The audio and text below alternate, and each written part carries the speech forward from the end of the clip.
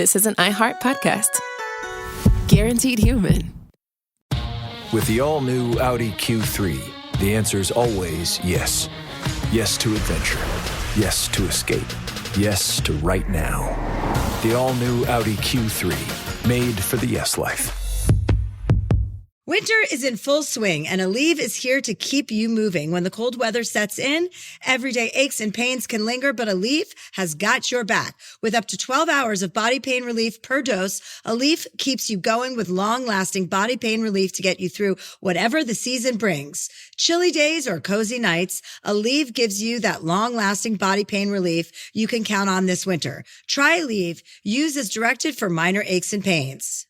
Support for the show comes from Public, the investing platform for those who take it seriously. On Public, you can build a multi-asset portfolio of stocks, bonds, options, crypto, and now generated assets, which allow you to turn any idea into an investable index with AI. It all starts with your prompt. From renewable energy companies with high free cash flow to semiconductor suppliers growing revenue over 20% year over year, you can literally type any prompt and put the AI to work. It screens thousands of stocks, builds a one-of-a-kind index, and lets you backtest it against the S&P 500. Then you can invest in a few clicks. Generated assets are like ETFs with infinite possibilities, completely customizable and based on your thesis, not someone else's. Go to public.com/podcast and earn an uncapped 1% bonus when you transfer your portfolio. That's public.com/podcast. Paid for by Public Investing. Brokerage services by Open to the Public Investing Inc. Member FINRA and SIPC. Advisory services by Public Advisors LLC, SEC registered advisor. Generated assets is an interactive analysis tool. Output is for informational purposes only and is not an investment recommendation or advice. Complete disclosures available at public.com/disclosures.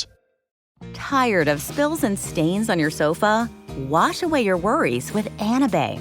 Anabay is the only machine washable sofa inside and out, where designer quality meets budget-friendly prices. That's right, sofas start at just $699. Enjoy a no-risk experience with pet-friendly, stain-resistant, and changeable slip covers made with performance fabric.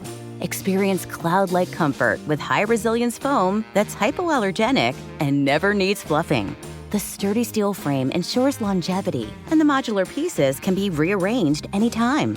Shop WashableSofas.com for up to 60% off site-wide, backed by a 30-day satisfaction guarantee. If you're not absolutely in love, send it back for a full refund. No return shipping or restocking fees. Every penny back.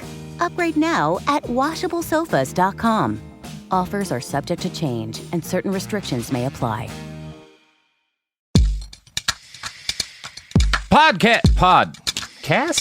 Podcast. I'm Robert Evans. This is Behind the Bastards, a podcast where we talk about people who are bad with people who aren't bad. And today, the person who isn't bad to talk about the people who are bad is Tuck Woodstock. Tuck, how are you doing today? I'm okay. Thank you so much for having me. With such a generous introduction. Not bad. I'll take it. Yeah, I'm going for it. Tuck, you are a Portland area journalist and podcaster and someone who I got tear gassed with a bunch during, the whole year, really. Yeah. How are you doing today, Tuck? I'm okay. I'm all right. The sun is shining, which helps. I think that there's been this weird gift where, yes, we do have to just cower inside because there is a pandemic, but we're getting like a little bit of extra sun out of it. So I'm just trying to take it where I can get it, Yeah, take it where you can get it is a good motto for 2020. I just also feel like I didn't get the sun in the summer because we were both working like 9 p.m. to 5 a.m., which is conveniently the only time it's dark in the summer. And so I was like, well, I was just out the entire night all summer, so I get some sun now. So you would wake up about an hour and a half before dusk and go out to get tear gassed again. Yeah, the number of times that we all went to bed like as the sun was rising, I had to invest in some like eye masks. It was ridiculous. Yeah, it was in other words, a very healthy summer, and it was a healthy summer. It was a healthy summer because of our friends in the Portland Police Bureau, our good buddies. And, when you're talking about the Portland Police Bureau, you're also talking about the Portland Police Association, which is the Portland Police Union. And oddly enough, one of the most important unions, if not the most important police unions in the entire country. Do you know much about the PPA, Tuck? You know, I know what I've heard while I was standing outside their union building and people were chanting at them. And I know that they don't love any effort to defund the PPB. And that's about as much as I know. I know the guy in charge doesn't love the protests, which, you know, shocking personally. But no, I don't know that much. I'm excited to learn more about the people whose building we've been standing outside of all year. Yep. Well, that's what we're going to do today. And because this is actually a subject, you know, we're focusing on Portland today, but the PPA is a subject that I think everyone, at least in the United States, should have some interest in, because as it turns out, the Portland Police Union kind of set the tone for every police union in the United States, because it was the first. It was the first successful police union in the country. So I want to start by talking a little bit about police unions in general, so we can contextualize why they're a problem. So a 2018 Oxford University study of police unions in the 100 largest U.S. cities found that police protections in union contracts are directly and positively correlated with police violence and abuse towards citizens. This includes protections like contractual guarantees that officers found engaging in misconduct should not be publicly shamed, that they shouldn't be questioned within 2 days of a shooting or another act of fatal violence, and that they shouldn't be publicly identified after assaulting citizens. Shockingly, this causes police to hurt more people. Really surprising stuff. That's why I love unions, right? It's like all the cool worker protections. Like you get to just kill people without any sort of repercussion or notice whatsoever. That's why I love a union. Go ahead. I remember when the steel workers union went on strike because they weren't getting to murder enough people. And we were all like, yeah, you should get to murder more people. Yeah. Yeah. A 2019 study by the University of Chicago found that when Florida sheriff's deputies received collective bargaining rights, the main power imparted by unions, incidents of violent police conduct in Florida increased by 40% across the state. So this is not a subtle correlation. Now, Professor Rob Gilzo's research, which will be published in an upcoming study, found that nationwide police ability to collectively bargain led to a significant rise in police killings of civilians. And of course, people of color were subject to an outsized number of those killings. This may have something to do with the fact that police unions regularly sue to reinstate officers who are fired for killing innocent people. Nationwide, they succeed about 25% of the time, but in some cities, the number is north of 70%. San Antonio would be one example. In Minneapolis, it's like 50% or so. Now, WBEZ, a Chicago radio station, found that between 2007 and 2015, Chicago's Independent Police Review Authority, which the union fought for because they only wanted cops to judge as the cops rather than civilians to be able to fire cops, this body investigated 400 police shootings and found officers were justified in 398 of 400 incidents. So... Ew. You know, I'm surprised about those too. That's really generous of them. Yeah, I'm glad they found those two bad cops. They're like, see, we're a legit organization. We're just not, we're real. We're real. Yeah. In Minneapolis, the police union also succeeded in replacing its civilian review board with an Office of Police Conduct Review. And over 8 years, the public filed more than 2,600 misconduct complaints. 12 of those resulted in punishment. Again, a perfectly legitimate organization. Yeah. That's really they found the 12 best. Bad ones. It's one of those things. I interviewed a cop years and years ago about like police misconduct, and one of the statements he made to me is like, well, when journalists get accused of bad behavior, do you tend to assume that like they were in the right or the wrong to like make the case that that's why cops back other cops? And I was like, I get what you're saying, but also if I were to hear that out of 2,600 complaints of misconduct by journalists, only 12 were found valid, I'd say, no, it's got to be at least 1,300, right? Like, I know journalists. Also, are the complaints the journalists murdered people? Because I would take those more seriously, personally. It does have something to do with what the complaints are about, right? Like, yeah.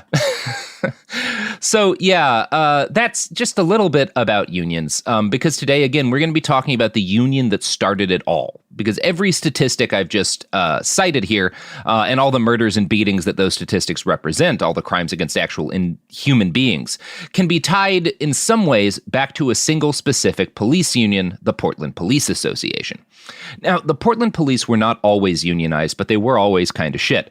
Like most police agencies in the United States, their story goes back further than the concept of police unions. From 1851 to 1870, the city of Portland was policed by a marshal who was elected or appointed to a 2-year term. He could hire deputies, and these were basically just like freelance guys with guns and badges until the 1860s. It wasn't until 1870 that Portland was enough of a real city to merit its own police force, initially called the Portland Metropolitan Police Force. At the time, the city had about 9,000 residents, and the police force was 7 people, which seems like a good number for a police force to be compared to the current number. And I would take it, for sure. Yeah, 7 cops. I think they'd be nicer. Things grew rapidly from there, and in 1908, Portland became the first city anywhere in the USA to hire a female officer. So that's good. More woman cops. Yeah. The Bureau was also the first to use radios. In the early 1910s, it joined the proud tradition of U.S. law enforcement cracking the skulls of left-wing labor organizers. And that's going to bring me briefly to the tale of Portland's Red Squad. Have you ever heard of the Red Squad? No, I'm so excited. We still have one, but they don't call it that anymore. Is it for communists? Yeah, it's for beating the shit out of communists. Well, leftists in general, anarchists too, They don't like the wobblies. So the Red Squad started to ramp up as a unit during the Roaring 20s, which, as a decade of increasing wealth inequality and ballooning fortunes for the rich, was also a decade when a lot of people were like, communism seems like maybe something we could try. And Portland's always had a left-wing radical tradition. More than a dozen of its citizens went off to fight fascism in the Spanish Civil War, and the labor movement had a strong home here, and that was really the crux of it. Leftists kept organizing workers into unions, and business owners wanted those people identified and punished before they could mess up people's profit margins. So while some of the Red Squad was funded by the city, most of its money came from business owners in Portland who wanted to know which of their employees were considering joining a union so that they could fire them. Yeah. I'm obsessed with this. Do any of those businesses still exist? I need to know. That is a great question and should be looked into. I do not have that research in front of me, but I it wouldn't be hard to do, I don't think. People were reporting on, the Oregonian reported on it in the 30s. Gotta love them. Yeah, well, they have a mixed story in this episode too. So, yeah, the 1930s Portland kind of sounds a lot like Portland today. For example, in 1934, their May Day celebration, demonstrators hung a red revolutionary flag over City Hall, and a malfunctioning pole mechanism stopped the city from taking it down. The Portland Communist Party held a parade against hunger, fascism, and war, and for the first time in Portland's history, the protesters had a functional PA system. Demonstrators were called to meet at 3 p.m. to march to Plaza Park for unemployment insurance, Social Security, free milk for children, and a release of class war prisoners. And that really scared rich people in the town and the cops. The Red Squad started sending in officers to infiltrate left-wing groups after this. They hired agent provocateurs to suggest acts of violence during planning meetings so that the police could then crack down violently before protests, claiming that they had intelligence about violence from protesters. It's some good shit. Yeah, were they threatened by the unemployment or the milk for children? That's what I really need to know what they're concerned about here. I would say equal parts. Equal parts milk for little kids and unemployment insurance. Okay. The real problems in society. Yeah, and I'm going to quote now from a 2000 write-up for Lewis and Clark College by Michael Monk. Quote, throughout the decade, its undercover agents and provocateurs made desperate efforts to suppress and destabilize radical political groups and union organizing, including pressuring Lincoln High School students, artists, and anti-fascist organizers. And again, he's writing this in 2000, so before Rose City Antifa exists, before Antifa is like a buzzword, like just kind of to note that the Portland police's antipathy towards anti-fascists goes back quite a ways. And there's a reason Portland police were sympathetic to fascism. During the 1920s, when the second KKK arose, it was something of a cross between like an MLM scheme and a hate group. Oregon was one of its centers of recruitment. It was one of the states with the most Klansmen. And there were a number of times where huge numbers of KKK guys would march through the streets of Portland. And of course, many of the Klansmen who marched through Portland were also cops. In 1923, a Portland Telegram article reported that the police bureau was, quote, full to the brink with Klansmen. The Portland Police Bureau actually deputized 100 Klansmen handpicked by the local Grand Dragon and designated them Portland Police Vigilantes. They got badges. I love it. It's so cool and good. Yeah, it fucking rules. It makes sense, there's all the chants in the street of like cops and Klan go hand in hand. And it's like, no, literally they are just like the one hand and the other hand on the same human body. Yeah. It's not a euphemism. Yeah. Now, as you might expect, a police bureau that consisted mostly of white supremacists and fascist sympathizers did not react kindly to the cause of organized labor. On July 11th, 1934, Portland's longshoremen went on strike, blocking the Union Pacific train line from delivering freight out of the port that gives Portland its name. The Portland police loaded up onto a train with a bunch of strikebreakers and attempted to drive through the Union lines. When longshoremen threw rocks at them, the police drew shotguns and revolvers and fired wildly into the crowd from a moving train. They wounded 4 and killed 1. So that's good. Yeah, I guess the protests today could be worse. Yeah. Could be just firing live rounds at us from a moving vehicle. They did ram us a couple of times with police cars, but not with a train. Right. Yeah. It's getting smaller. We've reformed them. In 1936, a German naval vessel sailed into Portland's harbor. And of course, because it was 1936, the German Navy was, bunch of Nazis. This vessel bore the swastika flag, which marked the very first time that the swastika was flown in the city of Portland, but of course not the last time. The Evening Herald, a Klamath Falls newspaper, noted, "Thousands of citizens who lined the West Harbor Wall and city officials gave the Emden, which was the ship, and its men an enthusiastic welcome." So thousands of Portlanders showed up to cheer for the first Nazis to come into town. They got to march. Like the actual Nazi sailors got to march through the streets of Portland. It doesn't sound wrong to me. No.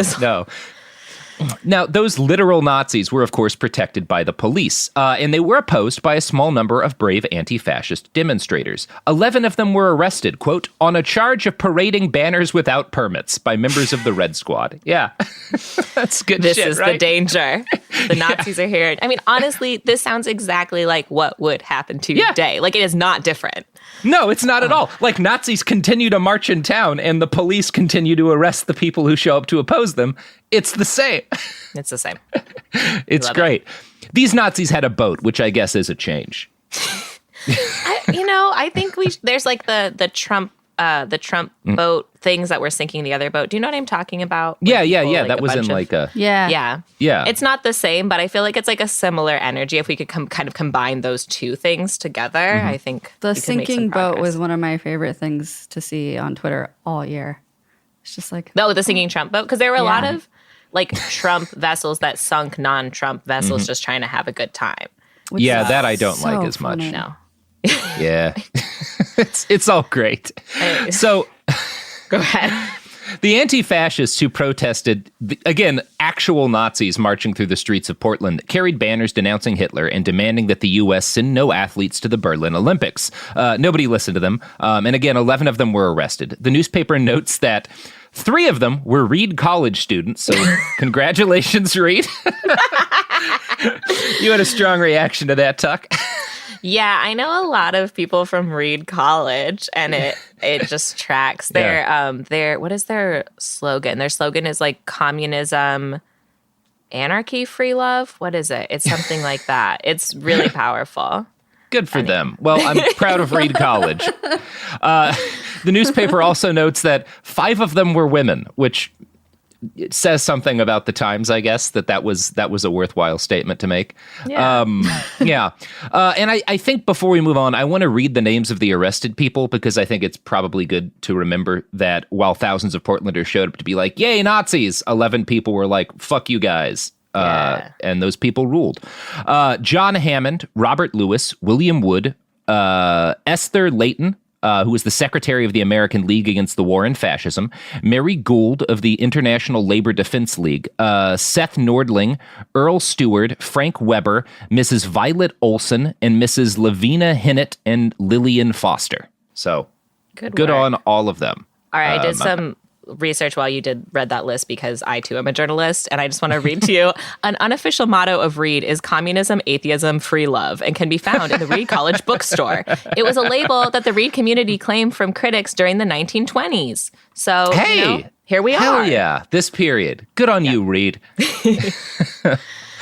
So when World War II started, the Portland police contained a number of officers who were members of fascist and Nazi-sympathetic organizations. They put their heads down and whistled loudly as their nation went to war against fascism. It was, rather ironically, this war that would finally convince the Portland police that all those labor organizers they'd beaten and shot over the years might have had a point. The cause of this was Police Chief Niles, a forward-thinking cop who had established one of the nation's first police academies in Portland in 1940. Prior to this, Portland police had been trained on the job, which means they were not trained at all. The book Pickets, Pistols, and Politics, which is a complete history of the Portland Police Union, and I can send you a copy if you want it. It's fun reading. Notes that, quote, fresh recruits were given a star and a whistle and shoved out the door. Good. That's why would you need to train anyone? Yeah, I feel like that's better, though, than what they're doing now. Like, yeah, honestly. our cops are highly trained, and it has not helped. Yeah. Let's go back to the whistle star days. I prefer whistle star over killology any day. I do love a whistle. Yeah. Who else love loves a whistle? whistles? Everybody loves whistles. Yeah. What are you? Yeah, Do and you let's hear from Do you want to finish your plug there? I was going to go to ads and say that our sponsors all love whistles. Why are we not also sponsored stars. by a whistle company? Yeah, well, Big Whistle is actually heavily in bed with the police union, so I don't think we're going to get any of that money. Fair enough. Another sponsor spoiled.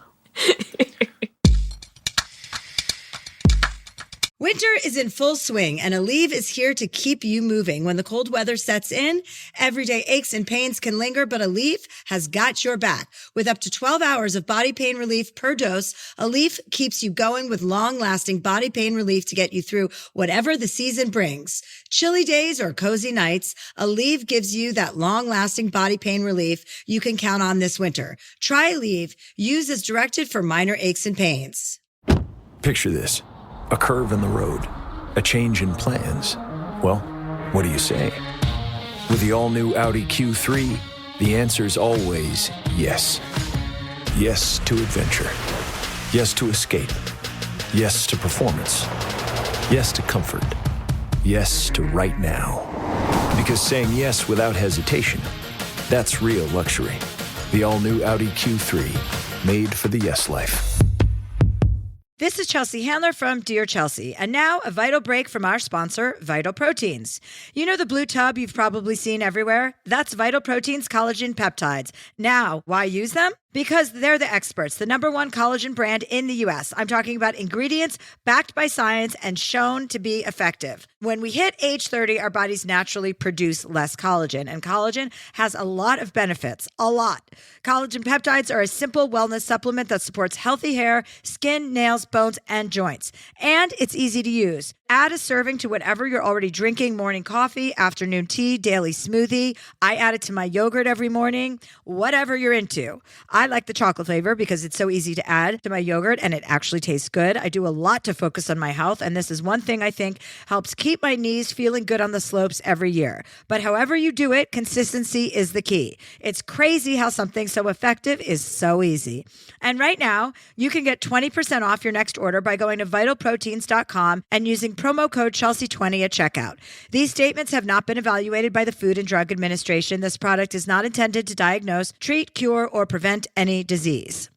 Support for the show comes from Public, the investing platform for those who take it seriously. On Public, you can build a multi-asset portfolio of stocks, bonds, options, crypto, and now generated assets, which allow you to turn any idea into an investable index with AI. It all starts with your prompt. From renewable energy companies with high free cash flow to semiconductor suppliers growing revenue over 20% year over year, you can literally type any prompt and put the AI to work. It screens thousands of stocks, builds a one-of-a-kind index, and lets you backtest it against the S&P 500. Then you can invest in a few clicks. Generated assets are like ETFs with infinite possibilities, completely customizable and based on your thesis, not someone else's. Go to public.com/podcast and earn an uncapped 1% bonus when you transfer your portfolio. That's public.com/podcast. Paid for by Public Investing. Brokerage services by Open to the Public Investing Inc. Member FINRA and SIPC. Advisory services by Public Advisors LLC, SEC registered advisor. Generated assets is an interactive analysis tool. Output is for informational purposes only and is not an investment recommendation or advice. Complete disclosures available at public.com/disclosures. We're back. Okay, so we're talking about Harry Niles, the police chief, who's, again, big modernizer, also establishes Portland's or Oregon's first police science school, forms a discipline board for his cops, and he gives his cops modern uniforms, which at this point they did still have to pay for themselves. But Niles had some problems that got in the way of him modernizing the Portland police. One of them was the fact that a lot of Portland cops were old as hell. The pension was bad in those days, and so people would hang on to the job even though they really could barely walk anymore, because again, it would be that or starve on the streets. Old cops had never been forced to pass a civil service exam, which was required of new recruits, and that was also a problem for Harry, because again, he wants police to be professional. To make his dreams of a young, sexy, modern Portland Police Bureau a reality, Niles had to find a bunch of extra money in what was at that point a very limited budget. So he decided to put all of the old cops on what he called park patrol, which would force them to spend 12-hour shifts on their feet at a much lower rate of pay. Reducing their pay opened up funds for new cops, and basically he was kind of hoping that making them walk all day would make a lot of them quit or die on the job and free up more money. Die on the job. Yeah, you kind of get that. He didn't say it, but he's giving the old guys a job that makes them walk 12 hours a day. I mean, on the one hand, disrespectful. On the other hand, they are cops. They are cops. I'm just gonna kind of let this one even out. I'm still distracted by you calling it police science. Yeah, like fingerprinting and shit. Yeah, okay. like the idea that there should be some rigor applied to how you determine whether or not a crime was committed by someone, as opposed to just being like, grab the nearest person who isn't white and throw them in prison. No, that was my point. Is maybe do science and stop with crimes. That was the idea. Cop walking, the vandalism that sometimes you'll see that says kill a cop or whatever, but they should have a subtitle that's by making them walk 12 hours a day in a park. We're not bad people, we just want them to walk more, see what happens. We agree with Portland's old police chief. Yeah, exactly. We'll get the book out. Harry Niles, the leader of Antifa. He created, didn't you say he created discipline, the first discipline? Yeah, he did a discipline board. Yeah. Which, again, he was very unpopular with the rank and file cops. As a rule, the people the cops hate most in Portland police history is their police chief. Although there's some debate. We'll talk about that a little bit later, too. Harry has all this plan to make a bunch of old cops walk until they die or quit. And the city council is like, this is a great idea. And in September of 1941, they basically back legally his plan to do park patrol. But then in December of 1941, Japan attacks Pearl Harbor, and the U.S. winds up in, a thing, like a big kerfuffle, I think would be the best way to describe it. That is what they call a world kerfuffle. Yeah, the big world kerfuffle. And this was a problem for officers, even officers who hadn't been Nazi sympathizers, because people went kind of bugfuck at the start of the war and assumed that Oregon and California were going to be invaded by Japan. And this wasn't entirely irrational, because the Empire of Japan did kill several Oregonians with bombs tied to balloons. We don't talk about that much, but there were some attacks on Oregon. I think it was Oregon and Washington had some minor strikes on their soil. It's a thing that happened. Yeah. It rings a bell, but the balloon part, I was just like, wait, pardon? That's a thing that people can do? They tried some wacky stuff. So a more direct problem for the police was that, number one, they suddenly had a whole new type of patrol duty to do, because again, people were afraid of being invaded. And number two, there were a whole bunch of young, fit cops that got drafted. And that meant that they couldn't really afford to get rid of all the old ones. So to make up for this, Niles put the entire bureau on full-time service with no days off. Portland police were expected to work 12-hour shifts 7 days a week. And remember, they didn't get overtime yet. So this is and again, no sympathy for them, but kind of a shit gig. You can see why they would be unhappy with this. Right. This state of affairs was originally supposed to last just 3 weeks, but once it became clear that this, world kerfuffle thing was going to last more than a month, Niles extended the new schedule indefinitely. As you might expect, officers were not wild about this new state of affairs. Enter John Hayes. He was a young, fresh-faced, and popular officer whose previous job had been as a pinball machine repairman. Shockingly, pinball machines machine repairmen did not get paid well, so at age 22, John had created a labor union for pinball mechanics. In pursuit of this goal, he'd met members of the Multnomah County Central Labor Committee, and they helped him learn how to organize a bunch of pinball guys into a union that could bargain for better wages. I'm so mad that this is going to get bad soon because I'm obsessed with Pinball Union and I would wear their t-shirts all day long. Yeah. Fuck yeah, the Pinball Union. Unfortunately, the Pinball Union is irrevocably tainted by their relationship to the Portland Police Association. It's really tragic. Yeah. So nationally, there'd been a couple of attempts at police unions by the 40s, but none of them had worked out. The Boston police had unionized in the 19-teens and then gone on strike for better wages, which had resulted in a mass riot through the streets of Boston as citizens looted everything they could possibly find. President Woodrow Wilson had called the police strike a crime against civilization and told the American Federation of Labor president, "There is no right to strike against the public safety by anybody, anywhere, anytime." Every single striking Boston officer was fired and the union died a painful death. And the AFL revoked all police union charters after this point. So cops had tried to unionize, and it had gone very badly for them. And there were not police unions when John Hayes is like, what if I unionize the Portland police? So they're not the first, but they are the first that will succeed at unionizing. So obviously this was a dangerous thing to try to do, and a lot of people felt that the police should not be able to organize under any circumstances. Those people would, of course, prove to be right.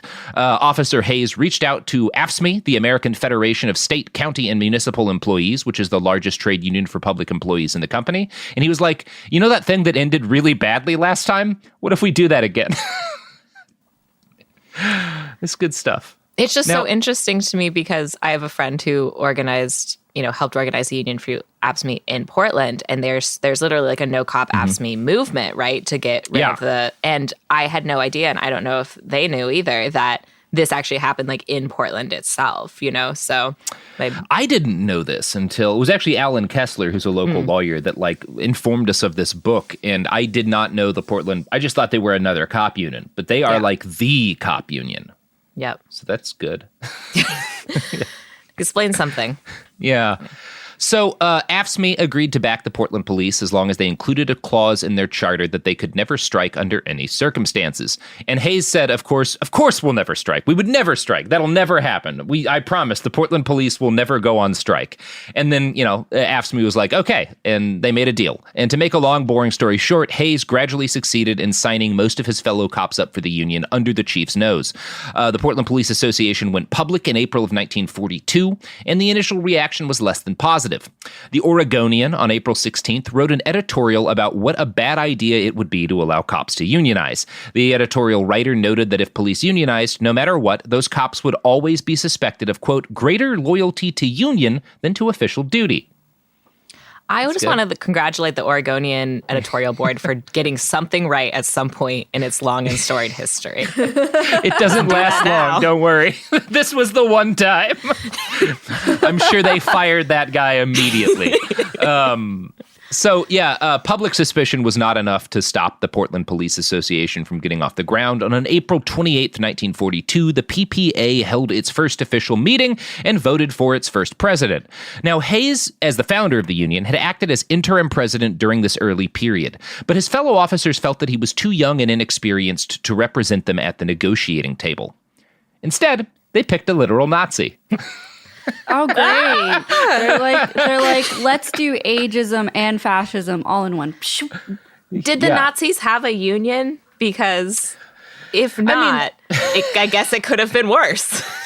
They had the National Socialist German Workers' Party, but Otto Meiners was the first president of the PPA, and he's described this way in the PPA's weird biography of itself, which is very positive. Quote, he was an outspoken man, some would say loudmouth, whose accent revealed his German upbringing. Earlier, he had been an active member of the German-American Bund, though for self-preservation in a nation at war with Germany, he later played down his interest in the land of his ancestors.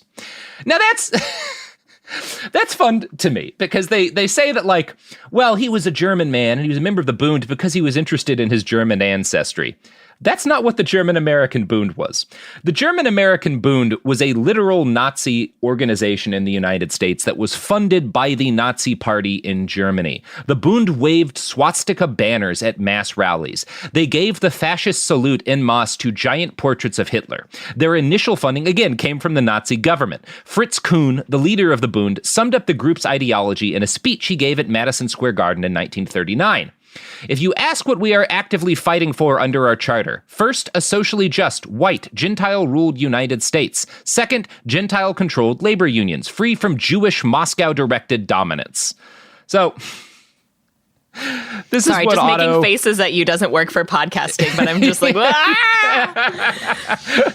The first president of the Portland Police Association. A literal Nazi. It makes a lot of sense. It's good stuff. Bund rallies featured banners with catchy slogans like "Stop Jewish Domination of Christian Americans" and "Wake up, America, smash Jewish communism." Oh my God. Dear God. It's good stuff. It's not subtle. No. And you have to love that the Portland Police Association's biography of itself just says, like, he was interested in his German heritage. No, dude was a Nazi. Oh my God. The branding of that is just... Yeah, it's great. Yeah. Good stuff. How? It's rude to Germany because it conflates the two. It's like if you have German heritage, it just means you love to be a Nazi, you know? It's like we can separate those two things. We can separate those two. The PPA cannot. Yeah, the PPA can't. I can. I enjoy the aspects of German heritage that are, for example, creative sausages. Yeah. Lederhosen. Lederhosen. Fine. Yeah. No one has any issues with that part. No. So it would be fair to call Miners a Nazi. Now, there were some German Americans who joined the Bund not really knowing what it was, but those folks tended to leave pretty quickly once they saw the swastika banners and heard all the talk about the Jews. Miners remained in the Bund until it was forcibly disbanded after the outbreak of U.S. involvement in World War II, which would, suggest he was pretty fucking committed. And now he was the first president of the Portland Police Association. Good stuff. Good guy. So the PPA's first big victory came that October, when it succeeded in getting its officers time and a half pay for working on Halloween. It also got officers overtime pay for working security at ball games, which they'd previously done on a volunteer basis. I'm not sure if this was the first time police anywhere in the nation got overtime pay. It might have been, but it was the first time that a police union succeeded in getting a blanket overtime agreement out of a city in the United States. This is like the start of police overtime. Thanks. Portland. Yeah, and now it is like bankrupting the city of Portland. You love it. Yeah, it's so good. So President Miners, the Nazi, learned in 1943 that some of his officers were still working at ball games for free as actual volunteers out of, I don't know, some sense of civic responsibility or something. And ball games are fun. Yeah, and ball games are nice. He was disgusted by this. He told the union that these men were playing into the hands of the opposition. And I have to credit him for not saying the Jews there.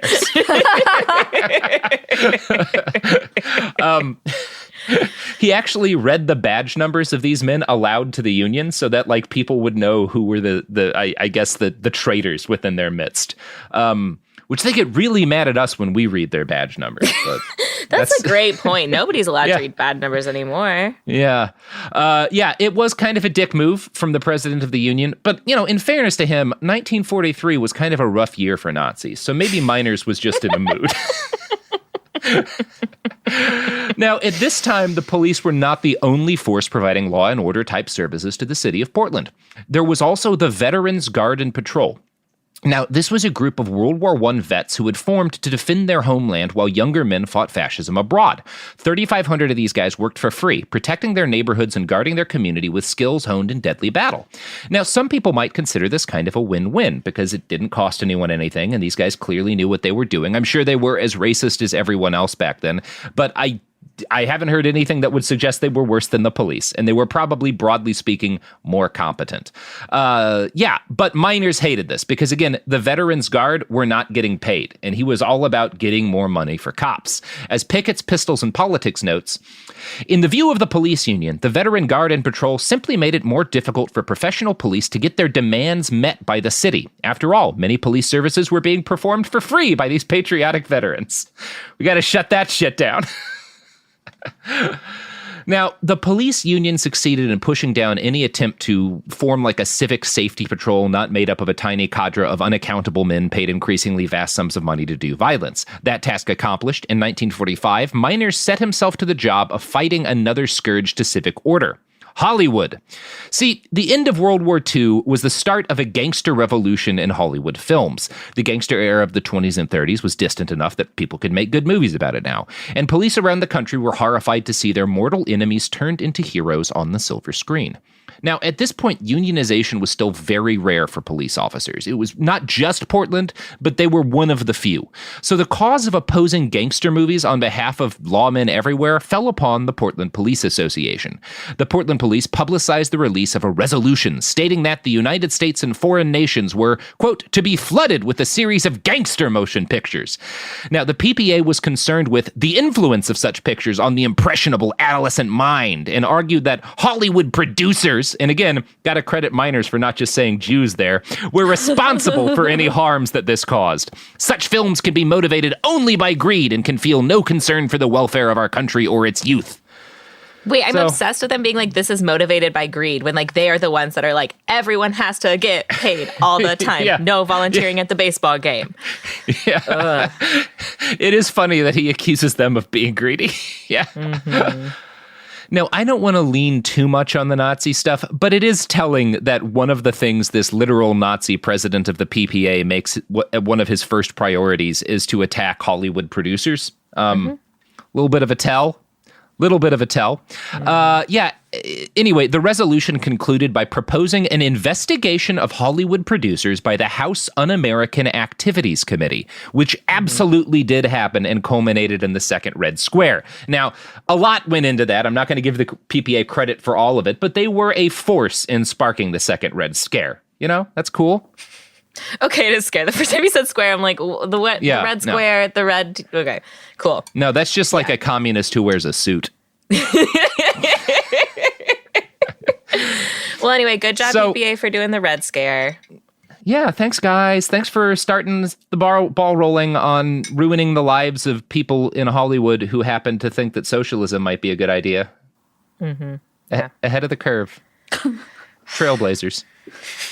That's where the basketball team gets its name. Yeah, from the PPA's hatred of people having opinions. Now, in Portland Police Association terms, most of the late 1940s and 1950s were a set of labor rights improvements. Police won a 40-hour work week, they won expanded sick days, and they won better and more comfortable uniforms that they didn't have to pay for. This is mostly stuff that, if you assume police should exist, is not really that problematic, pretty basic like workers' rights.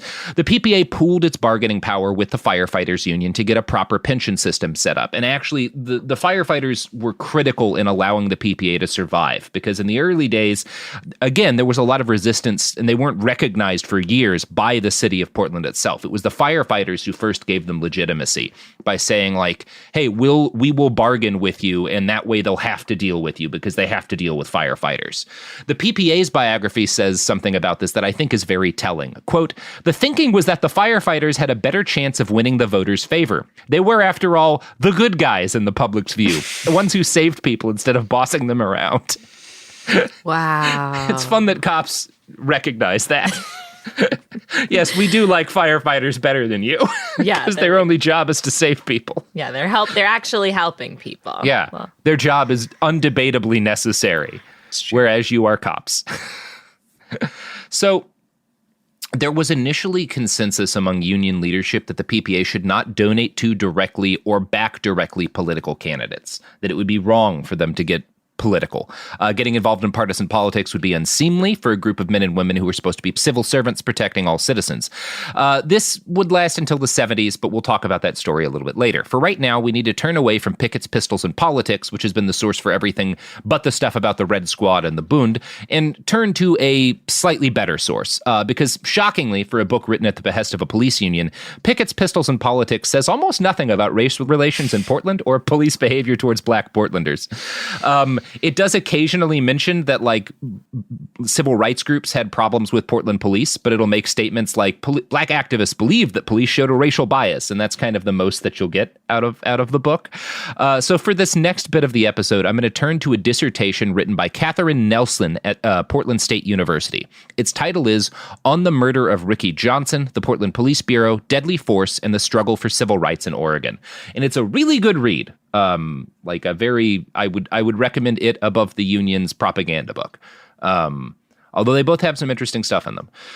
So legally, Oregon didn't have segregation in the 1940s or 50s or 60s, right? Like we were not one of the, if you like Google like maps of states that had segregation, Oregon's right there with California as like discrimination for race or color forbidden by law state. But that's not really true.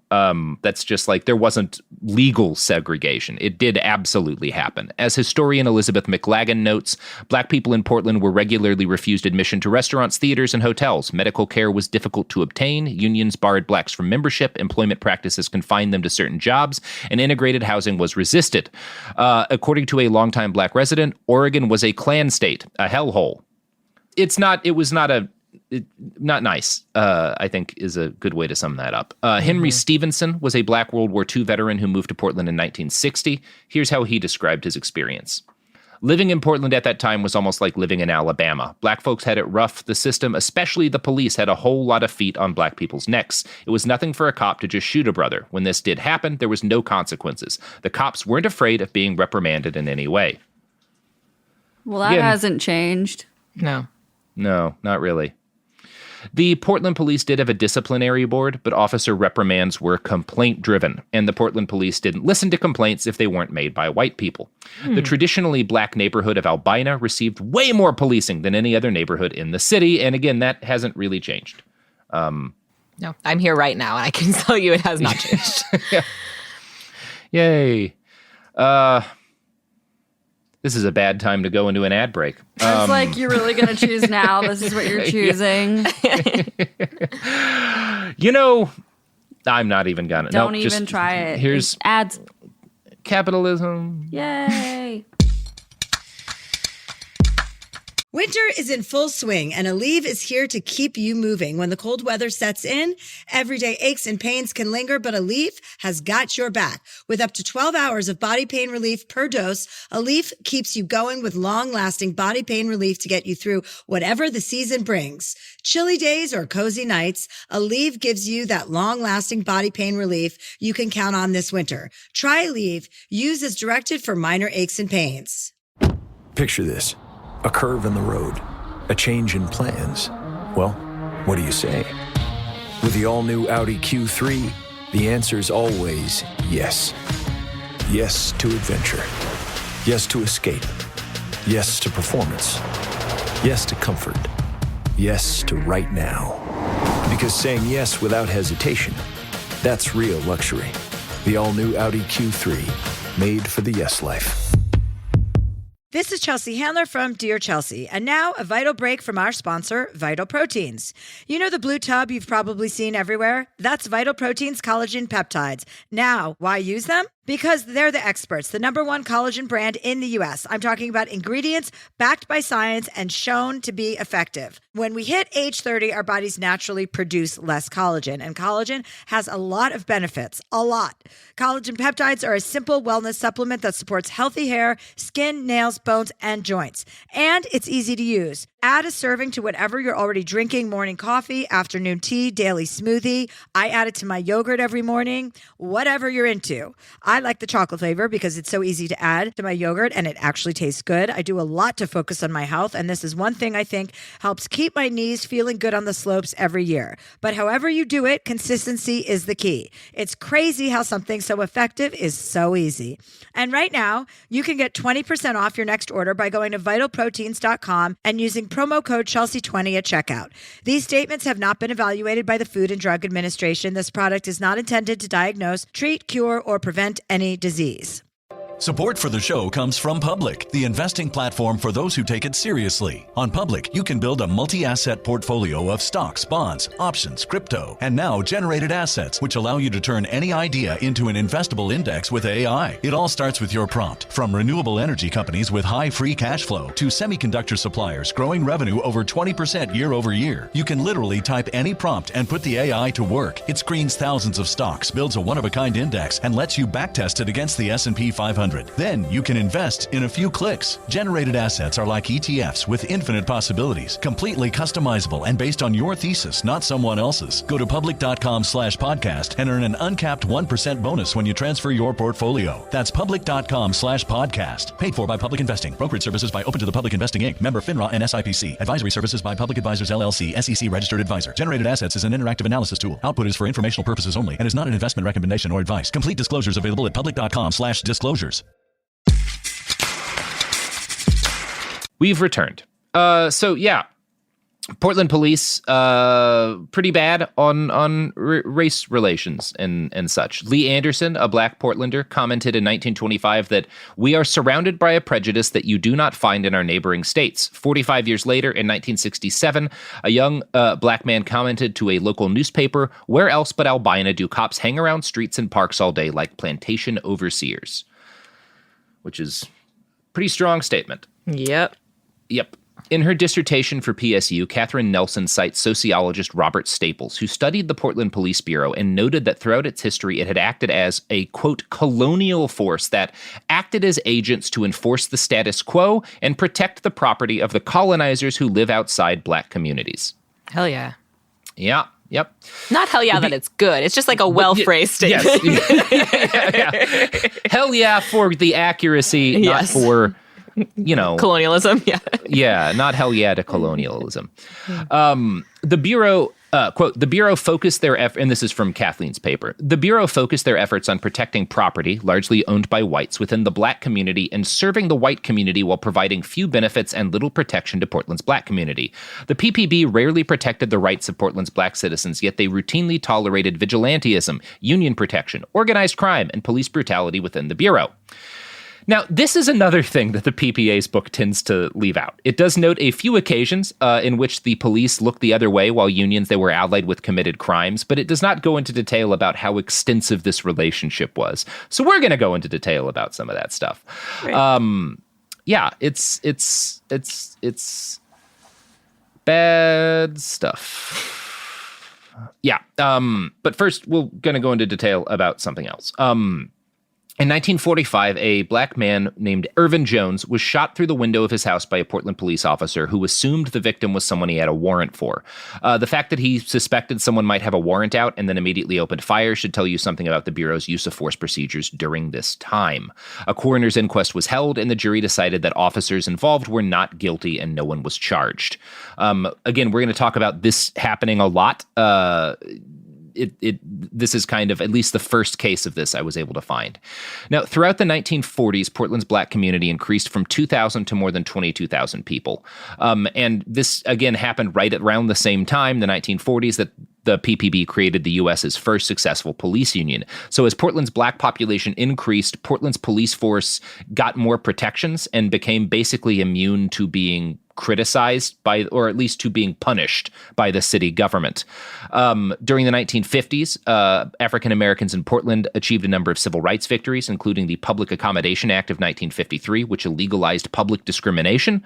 And at the same time, the PPB furthered their reputation as, a police force that was willing to turn a blind eye to organized crime. By the 1960s, the PPB had implemented a tough-on-crime mentality, and this meant that they were mainly targeting Portland's black neighborhoods as areas of, quote, miscreant behavior. By adopting a tough-on-crime stance, the PPB saw a rise in police-related shootings, and for those living in Portland's black community, it seemed as if young men were getting shot more often than, basically any other group of people. And the statistics kind of bear this out. Now, at around the same time, enterprising Portland police officers developed what was called the payoff system, which is what it sounds like. Racketeers would run unlicensed bars, brothels, and casinos that all bribed officers for the right to exist. Since any complaints about and potential disciplinary actions had to go through the PPA, no officers were punished for taking bribes to allow crime. The local government was fine with this as long as all the illegal activity was kept confined to North Portland, aka Albina. So you see what's happening here.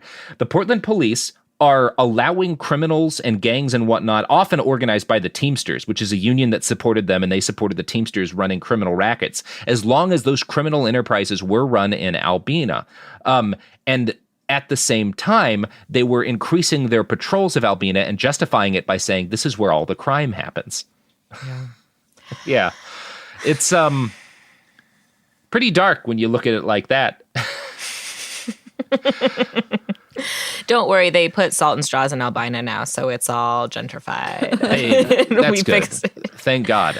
So up until 1946, the PPB had only hired 2 black officers in its entire history. This situation had improved by the 1960s, but not by much. About 1% of the force's 720 officers were black. When people started to notice that this was maybe a problem, the police personnel director asked Captain Bill Taylor if he could be listed as Native American.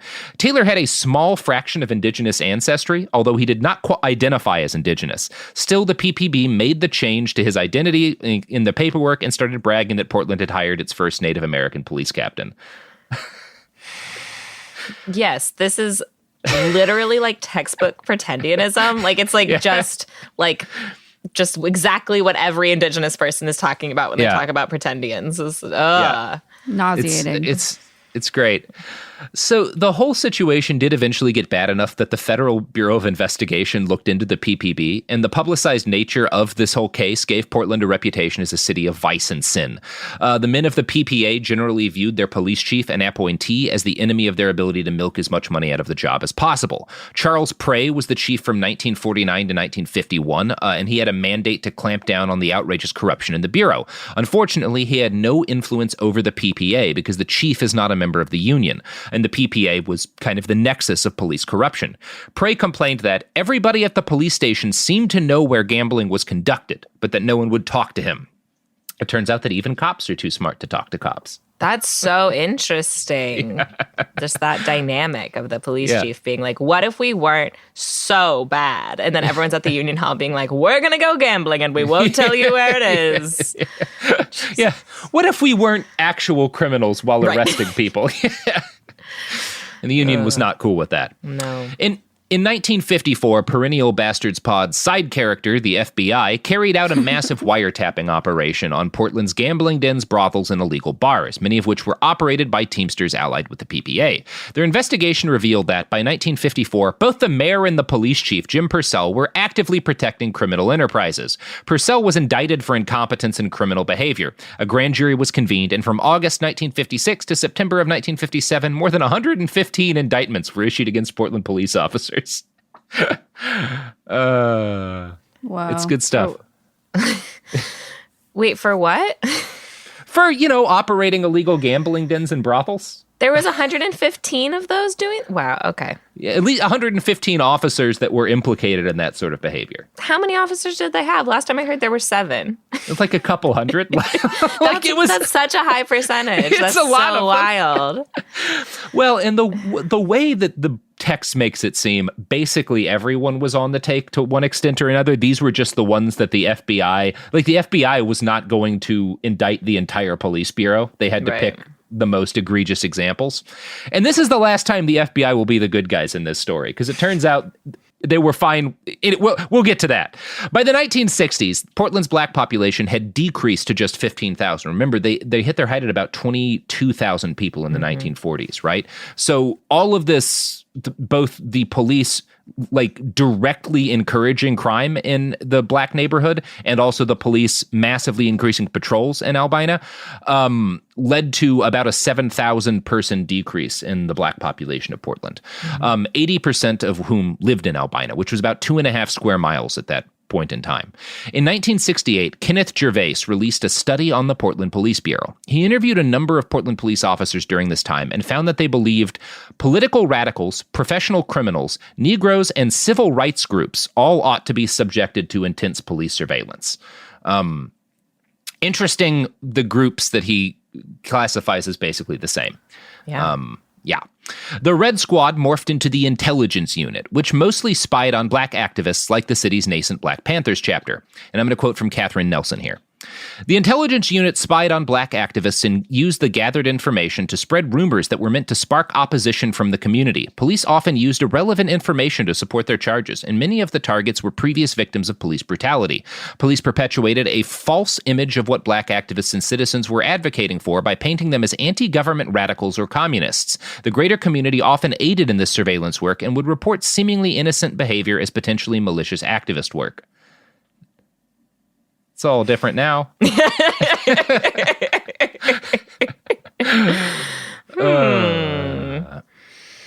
In the summer of 1967, a group of young black Portlanders threw rocks and bottles at nearby police officers. This eventually turned into a riot known as the Irving Park Riot, where fires were set, windows broken, and a local stereo store looted.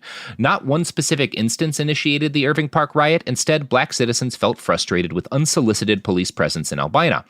The Irving Park Riot took place during the long, hot summer, which witnessed urban rebellions in African-American neighborhoods in Boston, Chicago, and Portland at the same time that a white middle-class hippie movement enjoyed what they termed the Summer of Love.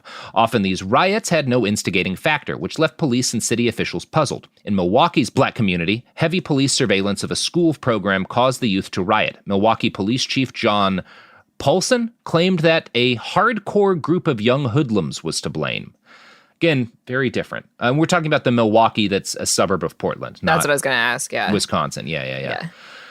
So the Bureau used the Irving Park, the Portland Police Bureau, not the federal one, used the Irving Park riot as an excuse to intensify surveillance in Albina. This time they were aided by the FBI, who hated illegal gambling and prostitution, but loved them some disrupting a civil rights movement.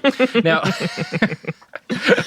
we talked about COINTELPRO, FBI Director Hoover's standing order to infiltrate, discredit, and disrupt left-wing civil rights and civil rights organizations. The FBI sent COINTELPRO agents to Portland, and they encouraged the PPB to engage in fuckery.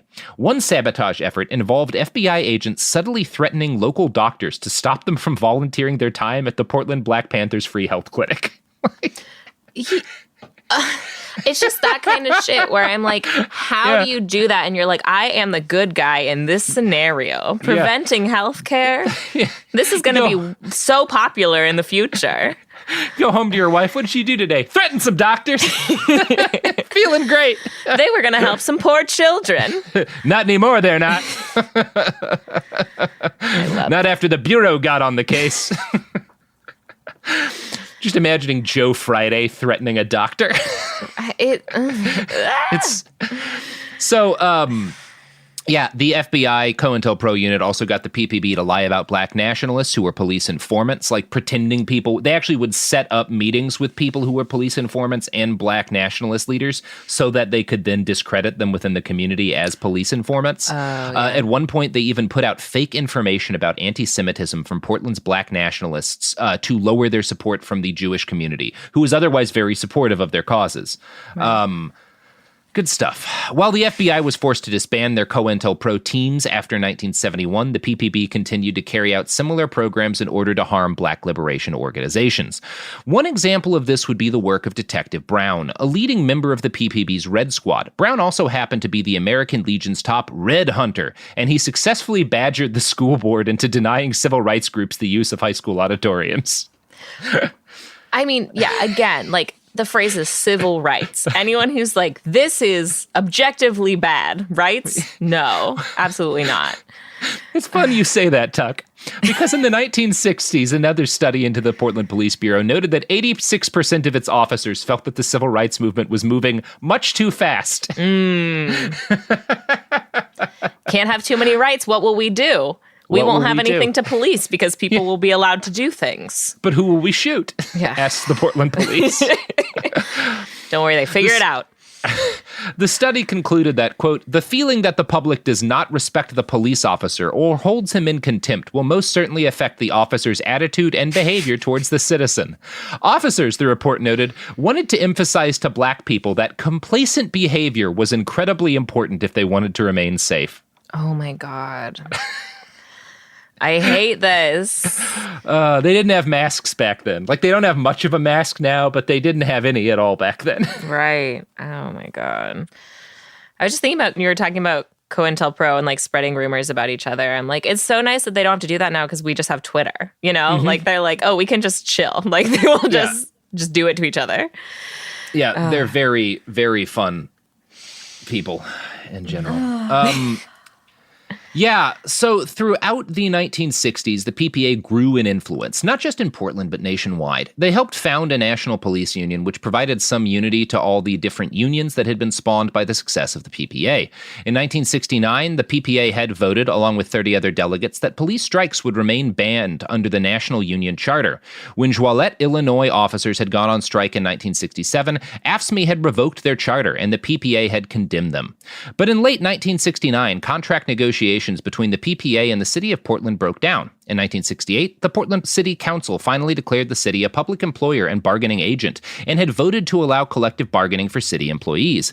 The PPA was officially declared a chartered police union. And again, this was like its first official recognition from the city.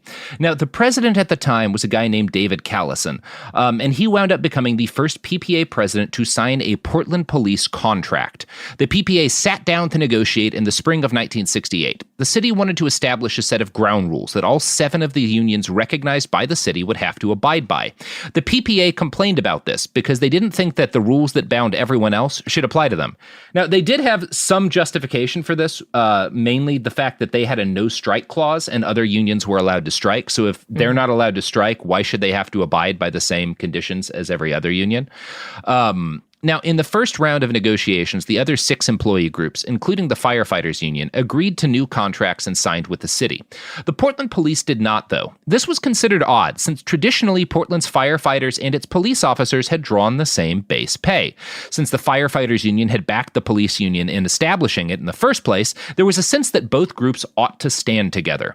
But the Portland police felt they deserved more money than firefighters, so they left the firefighters behind and demanded more money. The city refused this, and negotiations ground on for months and well into 1969. I'm going to quote again from Pickett's Pistols and Politics.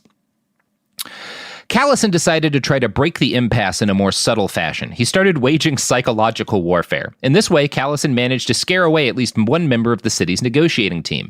Callison ran the man's name through police like databases and stuff and found his criminal record. He called a friend who worked at the Oregonian and asked him to check the newspaper's library, and the friend sent along a few clippings of articles about the man in question, news of promotion, social activities, and other innocent doings. The guy was apparently pure as snow, but Callison went ahead and put the information in a file folder. He neatly printed the man's name on the tab. At the beginning of the next negotiating session, he put the file in a prominent place as he spread out his papers. The folder caught the man's eye sometime during the session. He could not stop glancing nervously at it as it sat conspicuously within Callison's reach. Finally, he could not stand it any longer. "What is this?" he demanded. "Oh," Callison said, smiling, "this is my file on you." Callison kept smiling at him, while thinking craftily to himself that surely one of the joys of being a police officer was that he could make people feel guilty, even when they were not. The man excused himself and never returned to the negotiations. The joys of policing. He could make innocent people feel guilty. That's why I go to work every day personally, is to make innocent people feel bad. I love that story involves him first illegally using the police record system to try to dig up dirt on somebody, and then when he couldn't find dirt on the person, he just lies and pretends that he has it in order to... It does seem like sort of a useful tactic just for us all to know. Like, oh, if you can't do the work, you just make a file and you label it the work, and you put it on the table. So I'll try it. We could talk about how Alex Jones does his show. It is basically the same strategy.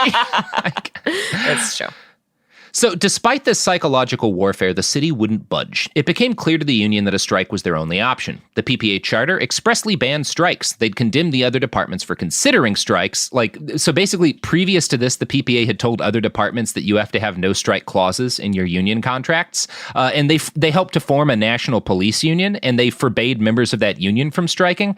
But now they needed to strike in order to get more money. So they strong-armed AFSCME into releasing the PPA from its no strike clause, Patrols, which was removed first from their contract and then from the International Brotherhood of Police Officers Constitution subsequently. The PPA has always been the bellwether of U.S. police unions, and when they succeeded, the rest of the nation's cops copied them. So when they decided striking was cool, suddenly police unions across the country were able to strike again. And strike the Portland police did, marching around City Hall with signs that said, "Crime pays, police work doesn't. No pay, no pigs, and other rib ticklers." Yeah, they called themselves pigs. Their signs. That was their... Wow. Yeah, it's fun. Dweebs. Yeah, it's great. Through their crooked arrangements to look the other way at criminal enterprises run by Teamsters and longshoremen over the years, they were able to get both unions to abide by the picket lines and refuse to cross them. The police then started picketing the docks, which effectively locked down all trade within the city of Portland. This cratered the local economy, and the city government was forced to come to the table and give the PPA the raise they thought that they deserved. Not only did the Portland police become the highest paid civil servants in the city, they gained retroactive pay hikes for the previous 17 months that they'd worked without a contract. The whole process had taken nearly 2 years of negotiation, but as the PPA's own biography states, the result was a contract that would serve as the model for police groups around the country. I don't have any cute comments. I'm just so mad. It's infuriating, right? Like, they're even fucking over other cops because for years they would throw other cops under the bus when they tried to strike. But as soon as Portland cops want more money, striking's good now. Yeah. It's amazing. It's so craven. And they held the city hostage. They threatened to destroy the city's economy. Which is seems sort of like what criminals would do, just blackmail a whole city for money. Mm-hmm. We're good. It does seem illegal. Yeah. But I'm not a law knower guy. Not a law doer or knower, honestly. You do have basic common sense. Yeah, it seems, I don't know, super unethical what the Portland police did, but they're the police. Yeah, who's gonna arrest them? They're the police and they're on strike, Yeah. And the FBI is not gonna fuck with them now. They need them to help screw with the Black Panthers. Right. Yeah. Gotta interrupt those free breakfast programs. Yeah. Make it really can't have doctors helping people. No. Look, we'd love to stop the police from holding the city hostage, but we've got a lot of doctors to threaten. Tuck, that is the end of part 1. Do you have any pluggables that you'd like to plug? Oh, gosh. Yeah. So I make a podcast called Gender Reveal. It's about trans people. And while we're making the show, we also raise money to support trans people, specifically trans people of color. And we're recording this on Trans Day of Remembrance. So even though you're not listening to it then, you can retroactively commemorate Trans Day of Remembrance by donating to the Gender Reveal Patreon at patreon.com/gender. And then we take that money and give it to Black and Indigenous trans people and trans people of color. So, almost as fun as funding cops for hundreds of thousands of dollars a year. Mm-hmm. You can give trans people $10. Which, it probably will not be used to tear gas you. I feel confident making that statement. What was that link again? That is patreon.com/gender. I got that handle. Apparently no one's ever done gender before. So patreon.com/gender. That's great. Patreon.com/gender. Give some bucks if you've got some bucks. And that is, I think, the note that we're going to end episode 1 on. When we come back, we'll talk about some real bleak shit, to be honest. Great. I cannot wait to try to make that fun. Yeah. I actually completely forgot to plug the new podcast about Portland and the Portland police that this 2-parter episode was made in part to promote, because I'm a hack and a fraud. So check out Uprising, a guide from Portland, on all of the podcast places, all the places, where the pods and they're casted, all the different spots. There's 2 episodes. It's called Uprising, a guide from Portland. There's a colon after the word uprising. Maybe not our best call title-wise. Anyway, yay! Honestly, no one wants to think about HIV, but there are things that everyone can do to help prevent it. Things like PrEP. PrEP stands for pre-exposure prophylaxis, and it means routinely taking prescription medicine before you're exposed to HIV to help reduce your chances of getting it. PrEP can be about 99% effective when taken as prescribed. It doesn't protect against other STIs, though, so be sure to use condoms and other healthy sex practices. Ask a healthcare provider about all your prevention options, and visit findoutaboutprep.com to learn more. Sponsored by Gilead. Time for a sofa upgrade? Introducing Anabay Sofas, where designer style meets budget-friendly prices. Anabay brings you the ultimate in furniture innovation with a modular design that allows you to rearrange your space effortlessly. Perfect for both small and large spaces, Anabay is the only machine-washable sofa inside and out. Say goodbye to stains and messes with liquid and stain-resistant fabrics that make cleaning easy. Liquid simply slide right off. Designed for custom comfort, our high-resilience foam lets you choose between a sink-in feel or a supportive memory foam blend. Plus, our pet-friendly, stain-resistant fabrics ensure your sofa stays beautiful for years. Don't compromise quality for price. Visit WashableSofas.com to upgrade your living space today. Sofas start at just $699 with no-risk returns and a 30-day money-back guarantee. Get up to 60% off, plus free shipping and free returns. Shop now at WashableSofas.com. Offers are subject to change and certain restrictions may apply. Pro drivers live for race day, but for small business owners, every day is race day. That's why going pro with Lenovo Pro matters. One-on-one advice, IT solutions, and customized hardware powered by Intel Core Ultra processors keep your business on the right track. Business goes pro with Lenovo Pro. Sign up for free at lenovo.com/pro. Lenovo. Flag football is exploding, and iFlag is leading the way. As the Guinness World Record holder, iFlag hosts premier flag football tournaments nationwide for boys, girls, high school girls, and adults. From first-time players to elite competitors, iFlag delivers top-level competition, unforgettable experiences, and a community built around the game. Ready to be part of it? Join the movement. Find your tournament and learn more at iflag.org. That's iflag.org. This is an iHeart podcast. Guaranteed Human.